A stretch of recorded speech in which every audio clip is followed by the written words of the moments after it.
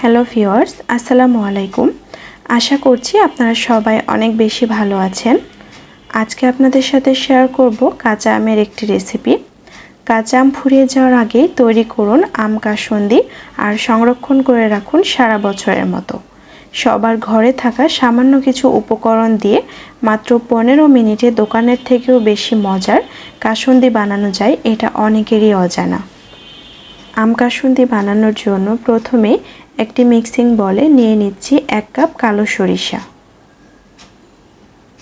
আর সেই সাথে নিচ্ছি হাফ কাপ হলুদ সরিষা।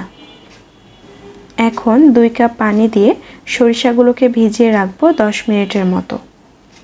কাসুন্দি বানাতে 2 ধরনের সরিষাই ব্যবহার করা হয়, কিন্তু কালো সরিষার পরিমাণটা বেশি ব্যবহার করা হয়। এতে করে কাসুন্দির ঝাঁজ এবং স্বাদ দুইটাই ব্যালেন্স হয়। এখন আমি সরিষাগুলোকে 10 মিনিটের জন্য রেস্টে রেখে দেব। যেহেতু আম কাসুন্দি তৈরি করব, তাই এখানে আমি 2টা মিডিয়াম সাইজের আম নিয়েছি। এখন আমি আমগুলোর খোসা ছিলে আমগুলো ছোট ছোট টুকরো করে কেটে নেব। এই যে দেখুন, আমগুলো আমি এমন টুকরো টুকরো করে কেটে নিয়েছি। খুব বড় বা খুব ছোট না, এমন মিডিয়াম সাইজ করে কেটে নিয়েছি। 10 মিনিট পর সরিষাগুলো আমি 3 থেকে 4 বার খুব ভালোভাবে পরিষ্কার করে ধুয়ে নিয়েছি। তারপরে সম্পূর্ণ পানিটা ঝরিয়ে নিয়েছি। এখন আমি সরিষা আর আমটা একসাথে ব্লেন্ড করে নেব। তার জন্য ব্লেন্ডারের একটি জার নিয়েছি আর তাতে ধুয়ে রাখা সরিষাটা দিয়ে দিচ্ছি। সরিষাটা যেহেতু একটু শক্ত হয়, তার জন্য এটা আমি 10 মিনিট ভিজিয়ে রেখেছিলাম। এখন আমি এখানে নিয়ে নিচ্ছি কেটে রাখা আমগুলো। তারপর এখানে দিয়ে দিব 1 চা চামচ আদা পেস্ট। আপনারা চাইলে এখানে গোটা আদাও দিতে পারেন। আর দিচ্ছি 4টা কাঁচামরিচ আর 1 টেবিল চামচ লবণ। সব শেষে দিয়ে দিচ্ছি 1 কাপ পানি। তারপর সব উপকরণগুলো একসাথে খুব ভালোভাবে ব্লেন্ড করে নেব। আমার ব্লেন্ড করা হয়ে গেছে। দেখুন এই সমস্ত উপকরণগুলো আমি কতটা মসৃণভাবে ব্লেন্ড করে নিয়েছি। আর এগুলো ব্লেন্ড করার সময় আমার আরও 1 কাপের মতো পানি লেগেছে।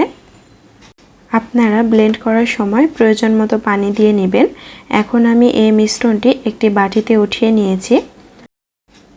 এবার এটা আমি রান্না করার জন্য চুলায় একটি প্যান বসিয়ে দিব আর প্যানে দিব 3 কাপ পরিমাণ নরমাল পানি। তারপর এখানে দিব 1 চা চামচ হলুদের গুঁড়া আর 1 চা চামচ মরিচের গুঁড়া। এখানে হলুদের গুঁড়া আর মরিচের গুঁড়া দেওয়ার কারণে কাসুন্দির কালারটা অনেক বেশি পারফেক্ট হবে। তারপর এখানে দিয়ে দিচ্ছি হাফ কাপ পরিমাণ চিনি। তারপরে এই সমস্ত উপকরণগুলোকে একসাথে খুব ভালোভাবে মিশিয়ে নেব। পানিটা সামান্য একটু গরম হলে করে রাখা পেস্টটা পানির মধ্যে দিয়ে দিব।